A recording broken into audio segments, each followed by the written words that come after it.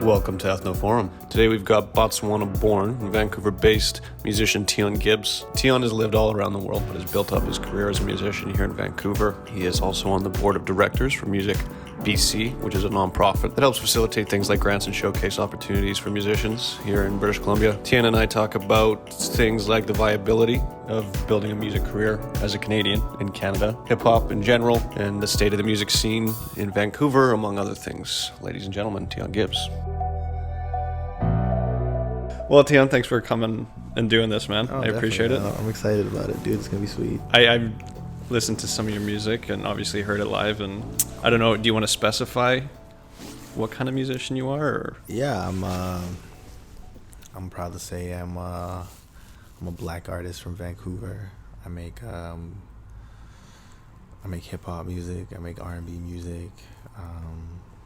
But more specifically, I just want to make music that people can live with, you know? And that's kind of why it's a bit more eclectic, I think. Because I want to have stuff for when you're at the gym, and I want to have stuff for when you're, you know, bringing a girl home, or when you're going out with friends. Is that kind of like an intentional thing? Or yeah. You know what? When I first got to the Vancouver, I didn't know anyone, man. And I was really trying to find ways of playing gigs.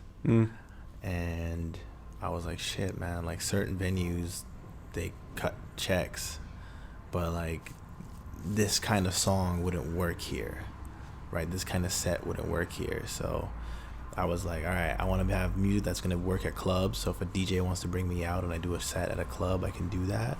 But then there's also like places like the Fox Cabaret or like Guilt & Co., which is now like typically, well, more so Guilt & Co. is typically like a jazz spot, you know what I'm saying? So I was like, I need to have a set that can fit this venue. And by doing that and kind of building a catalog that could work for both ways, it opened up doors with like So Far Sounds. And then as I was collaborating with more artists in the city, I just kind of made it a challenge to be like, yo, I think I can jump on anything, dude. I'm pretty confident I can do well on any kind of like genre or style or beat. So it's just kind of what happened. Right. There's that intentionality to it, but is there a particular style that you lean towards, or that you would just like stick to if, you know, if you kind of had your way? I think right now, kind of where my heart is at, I feel like I'm fairly established here in Vancouver. I feel like people kind of know who I am, and like I have a fairly well-known brand in the city. So I really want to start dialing it in as I approach international and like nationwide markets. Just have the brand a bit more refined.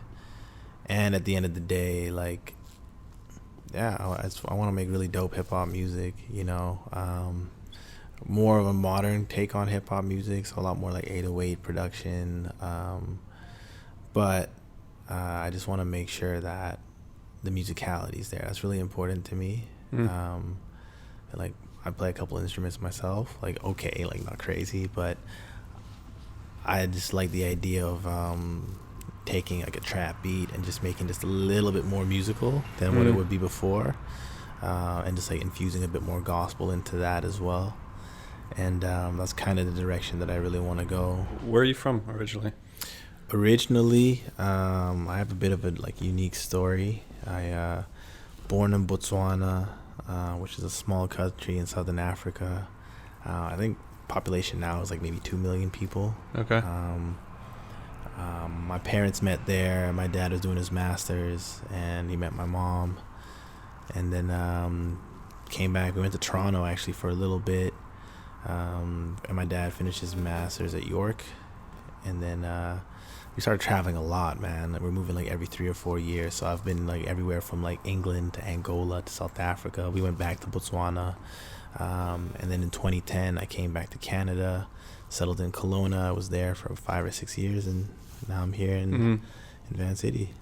What was your favorite place out of all the places you lived? Man, not a lot of people know this, but before music and before this kind of took over my life, I had dreams of playing soccer like professionally. Yeah. So when I was living in England, that was like, you just had the infrastructure for it. And until we moved away, like I thought that was a reality, like maybe not like English Premier League, but like for sure like a Div 1 team. I was kind of like my hopes for.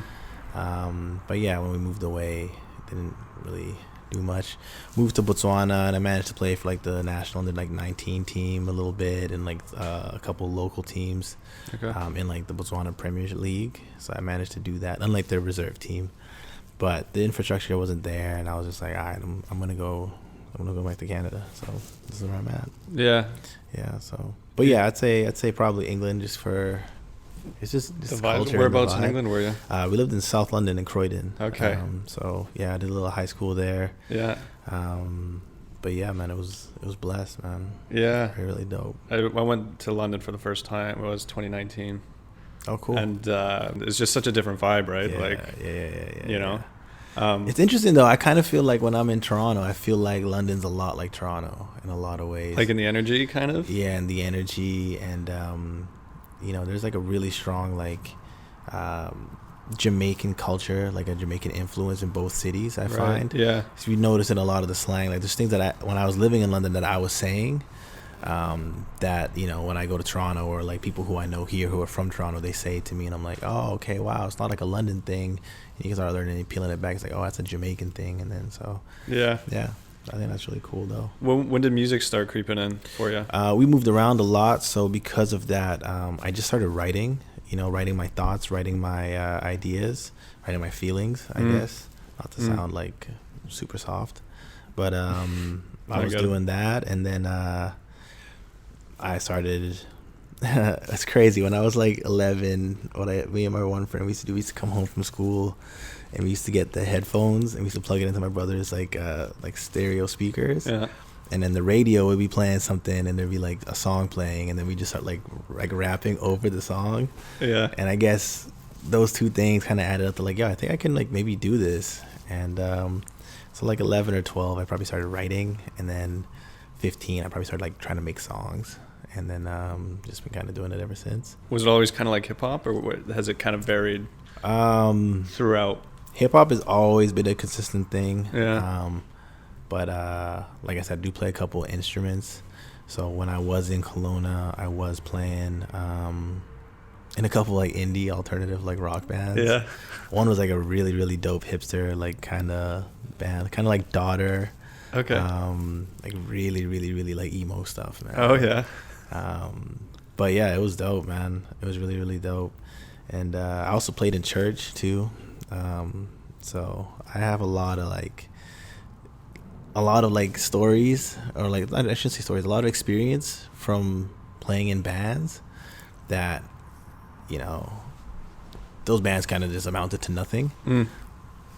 But a lot of like just that stage experience and that collaboration experience and the songwriting experience I have from that, I think has really helped me now, So it's been good. What do you think? Because like you say, like there's some emo stuff, and I'm doing another thing with he's a electronic artist in town, and he's just talking about how all the different genres influence him, right? And he could listen to the Beatles one day and then listen to like underground house like the next. Yeah. But in terms of like hip hop, and you say how you can kind of have these different vibes within your brand. Yeah. Do you think hip hop's opened up that way? Because you mentioned emo, and I'm thinking like Juice WRLD or like those kinds of things, right? Where is it good that it's opening up, or is it even more like cliquey and niche? I think the entire story of hip hop is like, it's crazy. I mean, it's something that basically started in like the late 70s. So it's a pretty young genre of music when you really think about it. And it's now like the largest genre of music in the world. So the one thing I think is interesting about hip hop that other genres have, like if you listen to like metal, there's like metalcore, there's black metal, there's death metal, there's just so many like subgenres within it, to the point that's actually confusing. Yeah. Whereas hip hop, we don't have Well, I mean, if you're like a real hip hop head, like you kind of will know, like, oh, this is like cloud rap, oh, this is like emo rap, like you'll kind of know, but like the general public aren't really aware of that, and it is like the largest like genre of music in the world. So I can see that becoming more of a thing in the future, and even like seeing like award shows like the Grammys having like a melodic rap category now. I think it's like they're just like understanding that you have to subdivide it, because you can't really compare Juice WRLD to I don't know, man, Griselda. You know what I'm saying? Like it's just so different, but they're both like amazing in their own rights. You know? So but yeah, I think like the growth of hip hop is just like, yeah, it's just kind of uncontainable. You got to figure out like how to kind of categorize it, I guess. You were saying like how you felt like the vibe in Toronto. I haven't been in Toronto since I was probably like, I don't know, 13, 14. So, I wasn't an adult being back there. But you said like the vibe is just similar to London, and it's got that energy to it. And I hear that, right? I mean, you kind of look at like in Canada, Vancouver, Toronto, Montreal, but I think Toronto is definitely on that different level. Has it been difficult or different, like trying to build this base and trying to build a brand in Vancouver? Because maybe not that it's lacking that energy, but I know it's different, right? So it is different. I'll say that it's definitely different. Like, I actually think Vancouver is the dopest city in the country, like hands down. Like no comparison. I'd rather be here than anywhere else. Yeah. But it is different, man. Like we're not a city that's culture leads into black music. Yeah, man. There's just no label presence here. There's no infrastructure. So if you're an artist from Vancouver, you probably know how to hustle. You have a really like strong sense of DIY. Like, but yeah, like that for most of the quote unquote successful artists that I know in the city, they know how to grind. They know how to make good relationships and how to network with what we have here. But yeah, there's no like, all right, if I meet these people, they're gonna introduce me to, like, in Toronto, there's a little bit more like steps you can take to actually meet someone with, I guess pull is the best word, that can kind of accelerate you a little bit. There's not many people like that in Vancouver, so that can be tough for sure. To build out a career. As a Canadian artist, whatever that means, right? Whether you're an actor or musician or whatever, there's always this thing like, well, you want to go down south, like you want to go to the States, right? Like that, like you can build a career here, but that infrastructure is lacking. Yeah, man. No. So like, what's the hold up there, in your opinion? There's a lot of stuff. Those are pretty loaded. That's right. Just lay it on. Yeah. So CBC just started this show. It's called The Block, right? Okay. And it looks to be like a show that's really pushing BIPOC and black artists. And it seems to be like people like my age or even younger, you know what I'm saying, who are on it. A lot of the artists that I'm seeing. And that's really cool. Like, this is the first time I've seen that where I've been like, yo, this is actually like something that's relevant to, I guess, popular culture that's on CBC, right? So, I've been in BC for 10 years plus now, and I haven't really seen anything like that. So you have a bunch of kids who are making really cool music, even outside of hip-hop. They're making really cool music, and then the industry in a lot of ways has been kind of oriented to like a kind of middle-aged ear. Which is nothing wrong with that. Like, there's plenty of music that I like is in that sphere, but I think it's caused a bit of a disconnect kind of in culture. And I just use that as a one example, but I feel like there's a lot of that across like the industry in a lot of different capacities. In the last like 3 or 4 years, I've seen an actual push for things to start changing. And whether that just be like people understanding, hey, our demographics are getting kind of old, maybe we should, start reaching out to like the younger demographics, seeing what we can do. And obviously like companies have to change a lot of their models and that kind of stuff. So I think over time we'll see more and more opportunities like that happen, but it's going to take a long time. Yeah.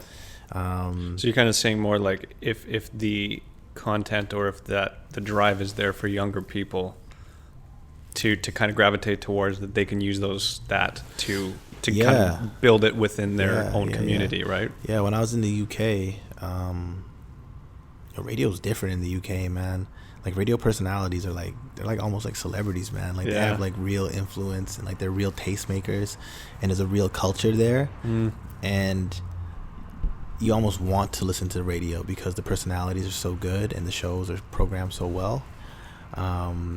It's just things like that's like enabling them to be like, hey, we want to support our own industry and our own artists.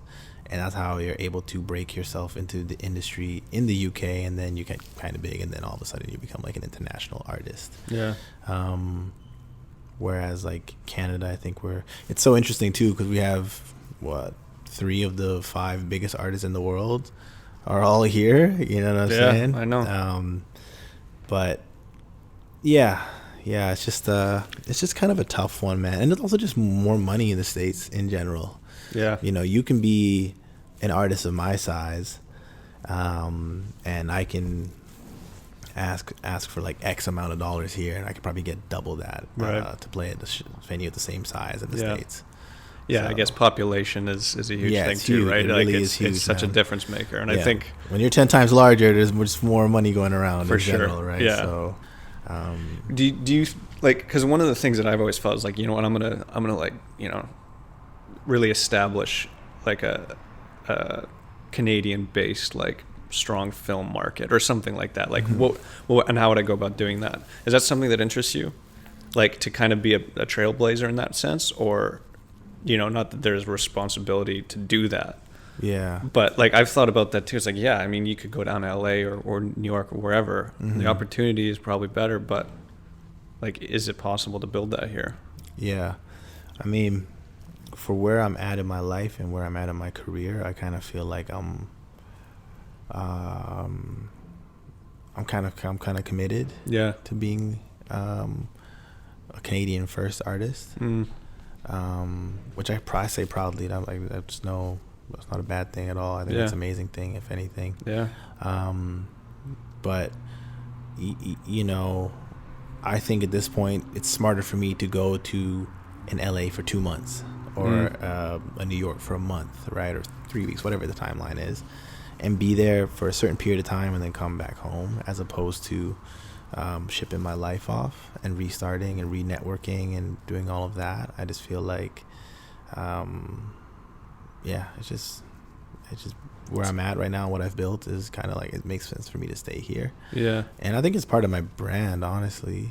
I think it's part of my brand, like talking about BC and talking about Vancouver. It's like, it's part of who I am. Yeah. So, and I'm proud of that, How did you kind of build your brand and build yourself up? I mean, was it just like social media? A lot of social media helped a lot. Instagram helped me a lot, man. I also just take a lot of time and care. Like, for the most part, I mean, like at the end of the day, business is going to be business. You're going to have to do these things. But for the most part, I've tried to really make relationships be the first thing, and then like creating is the second thing. And because of that, I form relationships with guys like Floetic, who's like a local Vancouver DJ. Like, he's dope. He's super ill. He's like a Red Bull 3 style, like Canadian champ. Like, he's really, really dope. But like I went to some of his events, I supported him, and after we just kind of became homies, and you realize I did music. It was never a thing of me like, yo man, play this at the club, do this. Like, he actually approached me, and I feel like that's the best thing that happened in a relationship, is when you're not asking, the other person is like approaching you about it, because it comes from a little bit more of a sincere place. So my first 3 years in Vancouver was a lot of just that, just like building with people. And then the last 2 years here, it's funny, I feel like things have moved so much faster, even the world is like kind of stopped. Yeah. Whereas now there's like precedents. Like I built 100 Collective with my partner KB, and I built my Teon Gibbs brand up, and I just did a lot of shows, man. Like some of these shows were like not shows that I should have been playing, but I did a lot and built a lot of really solid relationships. And now, as things are moving faster, those relationships it's great because like they're based on solid things, and that's the kind of stuff that you need to, I think, shift culture, right? And everyone can be aligned, and everyone can see like, all right, okay, Teon wants me to be a part of this thing off the merit of our relationship alone. I know that he's gonna approach me with a good opportunity, and then we're already like kind of locked in mentally. Like we understand how to work with one another just because of the friendship. So I just think that's kind of how I've done it. Just a lot more take my time, and there's a bit of a longer route to go, but hopefully it's more sustainable. In what way? Like just from COVID, you mean, or? No, I just mean like if you were to go the route which a lot of artists do, and a lot of artists who have representation do, of making it business first. I see what you're saying. Yeah. If things are falling apart or things are slowing down for you, because it's only been business first, you don't have a relationship to support you in that. So, I think it's dope to have people who will probably hit me up, let's say in 10 years, and everything's like dying down. People who just hit me up off the merit of like, yo, T, like we go way back, let's do something, so I think that's just like, I agree 100%. And I think that's one of the things, right? Everyone wants it quick, everyone wants it fast, and this shit takes time. Like it's about building those relationships over time, and like you want the 20, 30, 40 year career, not the 5, right? Like I read somewhere a few years ago that to build a healthy brand, it takes you like 5 to 7 years. But once you've built that brand's gonna last a long ass time, right? So I'd rather be a slow burn but get really, really hot, as opposed to hot off, like quick on, quick off kind of situation. I hate to be this guy, but like I feel like you just gotta find the opportunity. For me personally, I think I've taken the most strides in my career since COVID hit, which is like counterintuitive to a lot of people are what they're going through right now. And for me, it's just been a thing of like, I'm not gonna let this slow me down. I'm just gonna make as much content as possible, and that's what I've done. And I think, I don't know, the way I'm looking at it, man, it's like this is like a renaissance period, bro. This is the way I'm looking at it, man. Like the world is in like economic turmoil. We're probably gonna have to suffer through like some kind of financial depression for like 4 or 5 years, and people are gonna go through tough times, man. And I think being an artist, you get to kind of document that, and you get to talk about that, and you get to kind of have people rally behind your ideologies and your beliefs and your convictions. That's the kind of artist that I want to be. I want to be like a man of the Renaissance, like a voice of the times, and like, I think a lot of people, I've seen a lot of artists blossom in this time. I think if you're more like a sessional, like a gigging artist that just plays a lot of live shows, and that's right, you're not really making your own content, then I think this has been really, really tough for you. But for a lot of like the more content-based artists, like, man, I think we're all pretty happy, man, at the end of the day. Like, I just get to work on music all the time, so true enough. What's your involvement with MusicBC? I know we talked about that briefly before, but so at MusicBC, there's like there's a board of directors, and we advise. Basically, we do a lot of advising, and a lot of like connecting dots. So it's cool that I got to be I got elected and voted in by MusicBC members. So everyone who's a member of MusicBC, and there's thousands of people who have memberships. I got voted in, which is like a huge honor to me.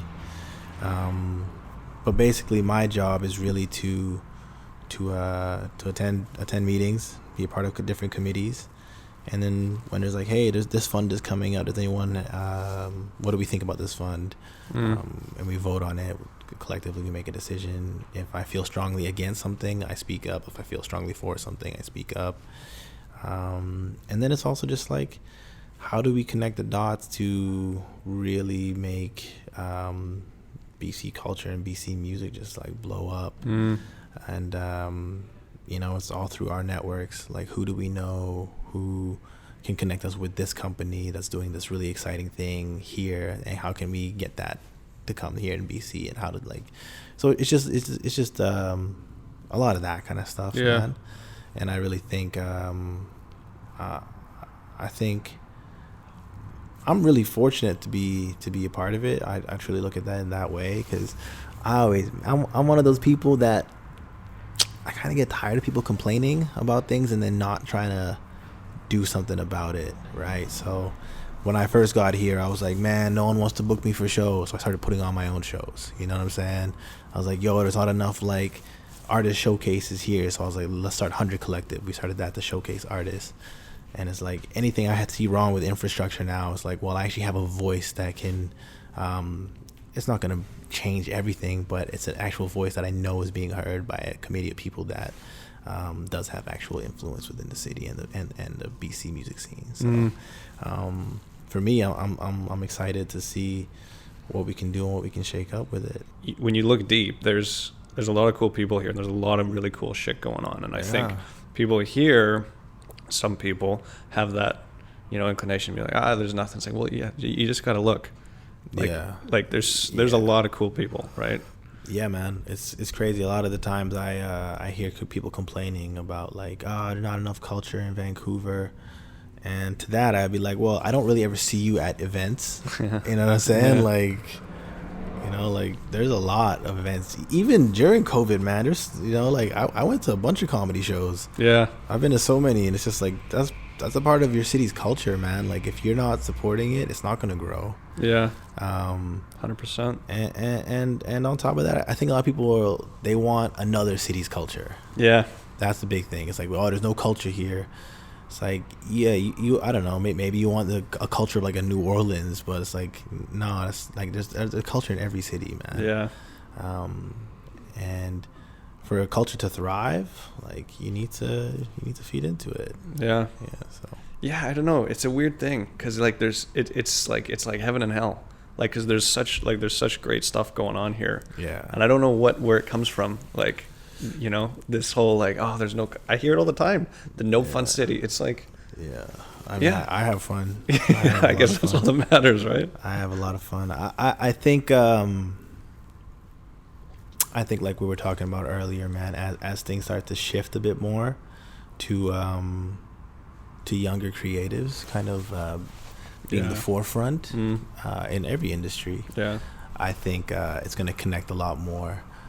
Realistically, a lot of people are just like, what you show them or what they see on social media is what they know, right? Yeah. So, if all their friends are not going to Frankie's Jazz Club to see a band that's played there, once a month for the last 4 years, like they're just not gonna know that's there. You know what I'm saying? Yeah. I've been to several spots where there's great music, live music playing, and people just didn't know it was there because they didn't go look for it. So. What's your favorite spot in town? Let's say to play at, and then to just go to. Shoot, man,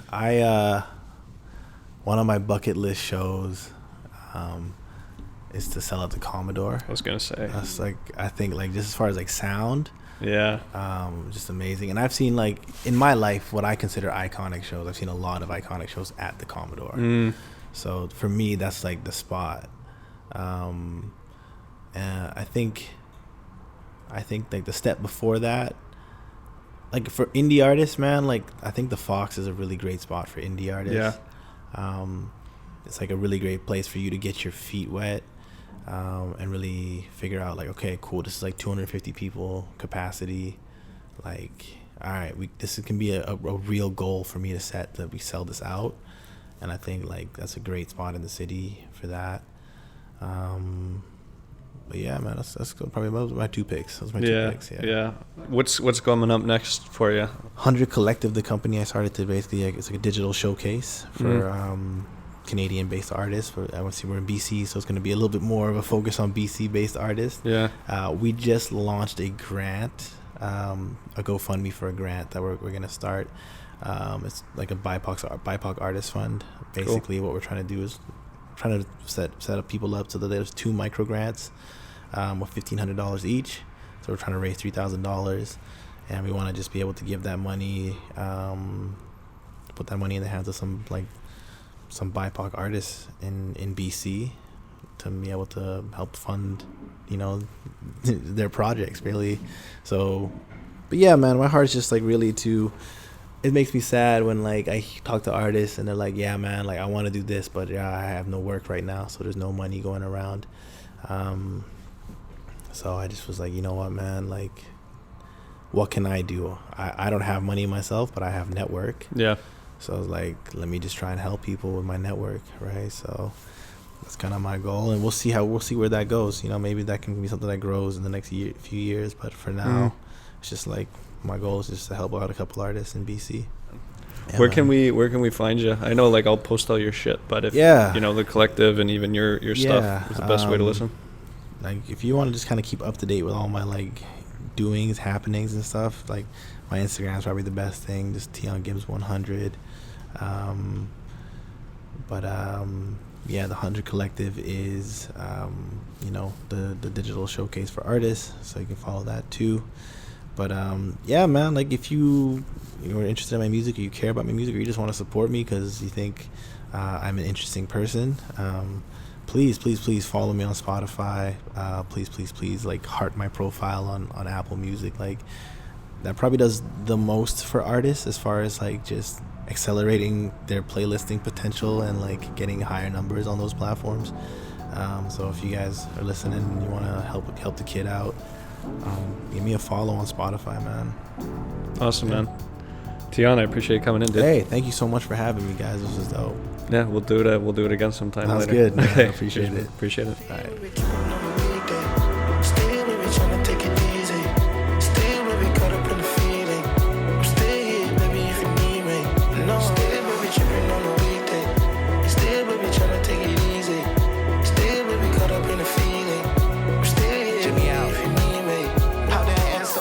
With that way so small, say I wanna touch you, I've been waiting so long.